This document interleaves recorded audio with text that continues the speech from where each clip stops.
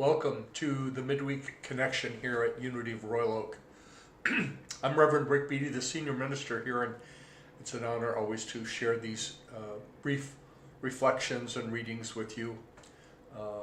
I enjoy it a lot, and I get feedback from you. I know that you do too. I appreciate the feedback. Visit our website at unityofroyaloak.org. And if you have trouble getting it that way, go to unityroyaloak.org. Both point to the same place, but one is sometimes given a problem, so you can always get around it. You'll find all the things that we have going on here during this holiday time. Christmas Eve services at 6 and 8, our candle lighting service. We will have a burning bowl on New Year's Eve at 7, and Whitestone Sunday then after that, the next Sunday after New Year's Eve, so whatever day in January that is. We appreciate your support, and we love to hear from you. So if you're finding this time useful, I'd love to know that. RIC at unityofroyaloak.org. That's my email address, and I'd love to hear from you. Okay. I want to share with you the reading for today from the Advent booklet, Unity Advent booklet for 2024. It's titled, Be Not Afraid, The Comfort of Christmas. And this piece was written by, this is for Wednesday, December 18th. Our small group, our Advent morning group, talked about this today, and it's a very powerful reading. Excuse me. For Wednesday, December 18, 2024. We connect with Advent to prepare for the rebirth of the spirit of love within us. Take a deep, just breathe into that idea, that truth. The rebirth of the spirit of love within us. We can imagine how that light inspires us and brings us memories of new life, hope, and new beginnings. The streets are full of light and promises of joy. I think of all of those Christmas lights in the town that I live in Rochester. I live in the greater Rochester, I live in that area. We have the big bright light show. And until the mid-January, there are 1.5 million lights on the storefronts, the whole facades throughout the downtown area. It's a beautiful, amazing, take your breath away kind of an experience. So if you're in the area, do drive down through Rochester sometime before mid-January. It's a beautiful thing. But every one of those lights, and when I do a memorial service or a funeral around this time of the year, sometimes people will say to me, isn't it awful that we have to have this now? And I say, well, people pass away, and just pick a light. Pick a tree, a light off of your tree, or a light in your neighborhood, or maybe it's in your neighbor's yard, or one downtown Rochester, and let that light burn. Let that be a reminder to you of that life that you're missing, shining. And some people have told me that they find that comforting. I continue now, because here's the other side of this. However, approaching a new beginning does not always fill us with joy and peace. It doesn't, does it? Something's changed.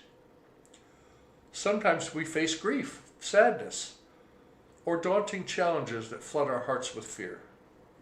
In these moments, we recall that divine love is ever present, not only in radiant, joyful experiences, but also in the depths of darkness. Martha Creek, my dear friend and mentor, talks a lot about incorporate it all. It's the Alpha and the Omega. Can we just bring it all to bear? Can we swing wide the gates and allow for it all? And I have been grieving a couple of changes in my life, and I've been able to let some tears flow, and certainly moved through it. So just don't stop there. The 23rd Psalm, the line says, "Yea, though I walk through the valley of the shadow of death, I will fear no evil." Notice it does not say, go get in the valley, buy a piece of land, and build a house and live there. You move through it. You move through it. If you're having a tough time this holiday time, others are too, keep going. Take one more step. I continue. because those or daunting challenges that flood our hearts with fear. In these moments, we recall that divine love is ever present, not only in radiant, joyful experiences, but also in the depths of darkness. It is ready to accompany us and envelop us in the loving embrace of God. It invites us not to fear, but to stride forward with love, assured that every bit of uncertainty, pain, or shadow will pass. Did you ever have something you didn't get through? Right? Might be going through it right now. I remind myself of this all the time. I've lived a little more than 69 years now, 69 years and almost a month.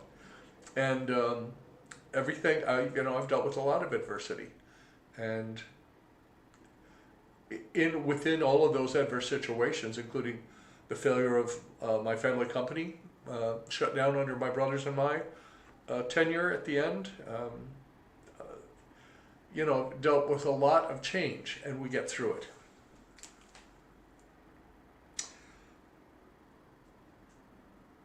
It invites us, the spirit of love invites us to stride forward with love, assured that every bit of uncertainty, pain, or shadow will pass.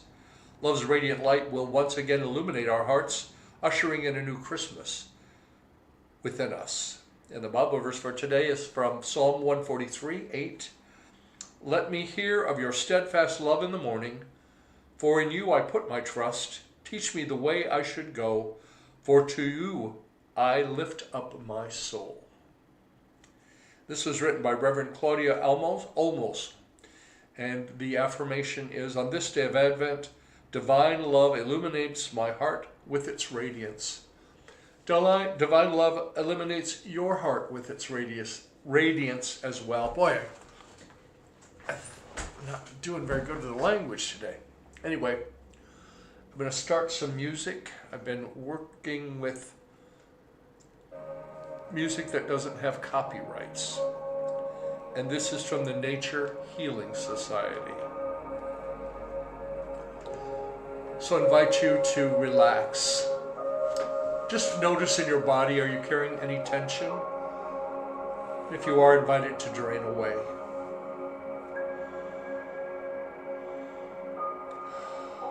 And allow your focus to be on your breath. Just imagining every breath is coming and going like waves in water. The breath comes in, goes out. Our breath reminds us that we are being lovingly cared for and even being breathed. I think of the Ricky Byers song, "The breath of life is, the breath of God is breathing me. And breathing in the breath of God, I know that all is well." Allow yourself to relax in your chair, sitting on your sofa, in your recliner, on your yoga mat, wherever you are right now.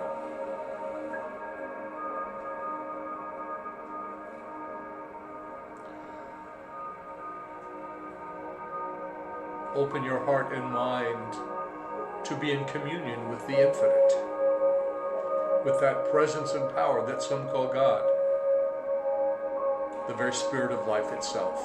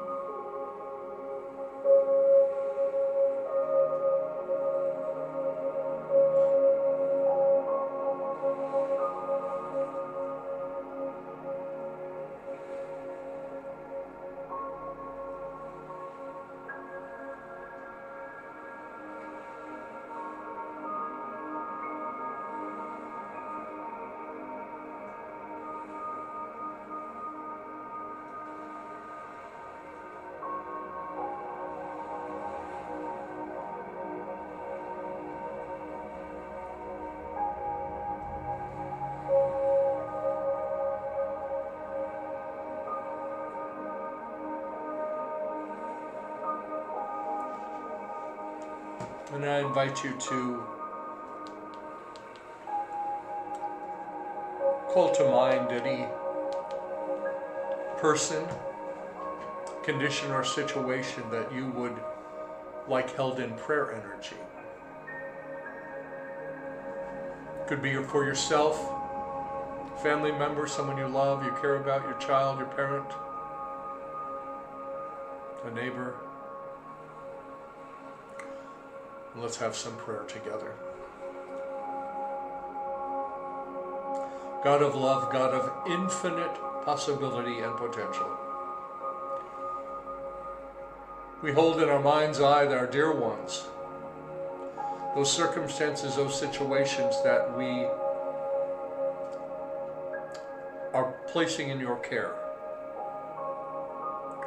in our families, our towns, in our communities, and in our world. We trust and know that you are always with us as wisdom and direction, guidance when we quiet ourselves enough to listen. We know that's the reason why we come together, why we meditate, why we reflect, quiet music, slowing things down a little bit. I've been noticing as we get closer to the holiday now, the beginning of the holidays, and there are a bunch of them, Hanukkah and Christmas and New Year and the winter solstice, Yule, so many different things. We are grateful for these opportunities to celebrate the light that is within us. So we bless all of our dear ones and we bless each other. And it is our intention as we gather to be a blessing on the world, to be a blessing for peace and a blessing for love, a blessing for an authentic Christmas reignition in each of us. We give thanks for this time of year and this ability to take a deep breath and pause. For this we give thanks, and we let it be. Appreciate you, appreciate your support financially and otherwise. It's year end, and if you are able, we would invite you to consider making a contribution at year end to support this ministry. And know that the light of God surrounds us. The love of God enfolds us. The power of God protects us, and the presence of God watches over us. Wherever we are, God is. Namaste.